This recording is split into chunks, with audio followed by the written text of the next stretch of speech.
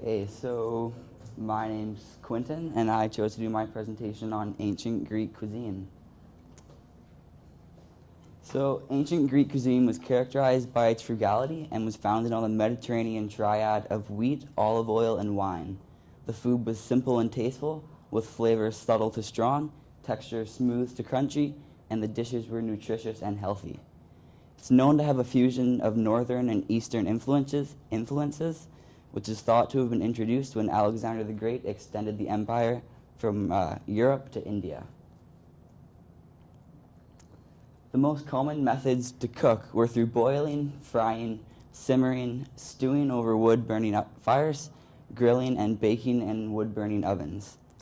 The earliest pots used to cook and store food were made of clay, and similar pots are still used today in many areas. In addition to cooking, they also preserved foods by smoking, drying, salting, and conserving them in syrups and fat. Foods were often stored with a coating of olive oil to help keep the air out. So here's just a picture of a basic wood-burning stove, which would typically be used to cook bread, a basic cooking pot, and what it would look like to cook on top of a wood-burning fire. So the Greeks usually had about 3 to 4 meals a day. Breakfast, which was called akratismos, was eaten just after sunrise and often just consisted of bread dipped in wine. A quick lunch called ariston was usually taken around noon or early afternoon, and that was again bread dipped in wine along with some olives, figs, cheese, or dried fish. The dinner, which was called diepnon, was eaten near sunset and consisted of vegetables, fruit, and occasionally honey cakes. Men and women usually took their meals separately, and if the house was too small to do this, the men would eat first and the women would eat afterwards. Slaves waited tables at dinners, and if you were too poor to afford a slave, you were to use your wife and children as your servants. Although knives were used to cut meat and spoons were used for soups and broths, cutlery was not often used at the table. The use of the fork was unknown, and people often just ate with their hands. Loaves of flatbread could be used as plates, but terracotta bowls were much more common. Here's just a few basic, or what it would look like, the plates and bowls they would have used. Men often gathered for dinner parties, which were called symposiums, which traditionally translates to the word banquet. These were male-only events, and they consisted of 2 main parts. The first devoted to eating the food, which was generally the simpler of the two, and the second dedicated to drinking. The second part was inaugurated with a ritual of pouring wine as an offering to a certain god or spirit, and most often it was in honor of Dionysus, the god of the grape harvest and winemaking. The wealthy banqueteers would often hire dancers, acrobats, and musicians to entertain the guests throughout the event. And as much as eating was an important part of these events, it was more considered a time to socialize with your peers. Plutarch, a Greek historian, had once said, "We do not sit at the table to eat, but to eat together." So the 3 fundamental ingredients of the Greek diet were without a doubt wine, olive oil, and bread. They are thought to have made red as well as rose and white wines. Medicinal properties were given to some wines using a variety of herbs, and there were even descriptions of proper and improper drinking methods. Olive oil was used in just about every item that was made by the ancient Greeks, and although there was other oil available in the Mediterranean, olive oil was the only one used for cooking. Bread was a necessity in the ancient Greek diet. Some historians believe they could have had 50 to 70 different types of bread for different occasions.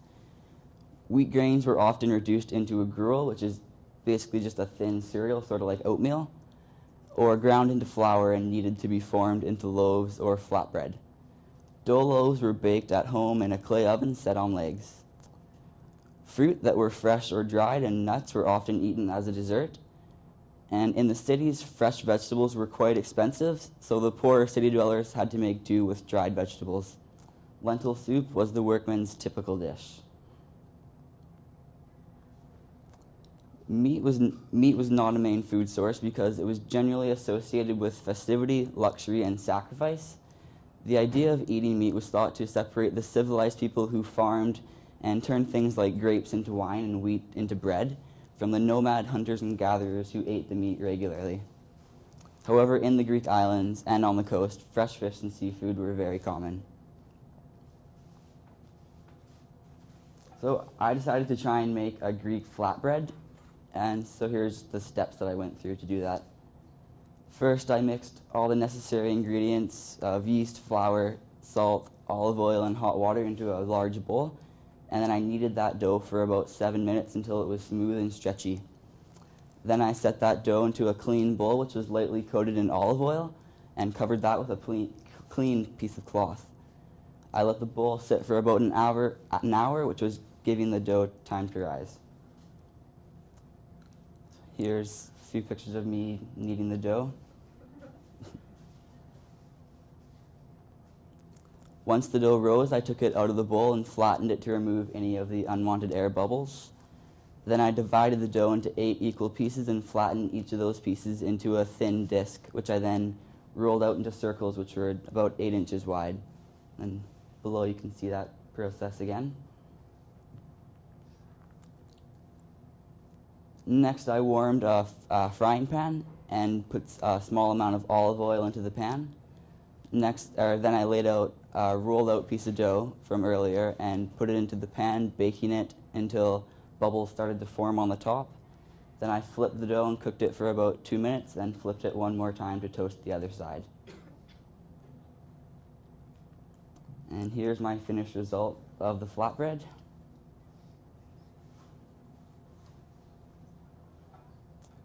Here's a few interesting facts that I liked about ancient Greek cuisine. The first cookbook was written by a Greek food gourmet, Archestratos, in 330 BCE. In the Middle Ages, monastic brothers who prepared food in the Greek monasteries wore large white hats to distinguish themselves from the regular monks who just wore large black hats. This was the birth of the traditional tall white chef's hat that most modern-day chefs wear.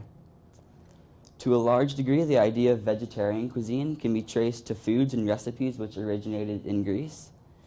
And some people wouldn't eat beans out of a strange superstition that they contained the souls of the dead. And that concludes my presentation. Thank you for your attention.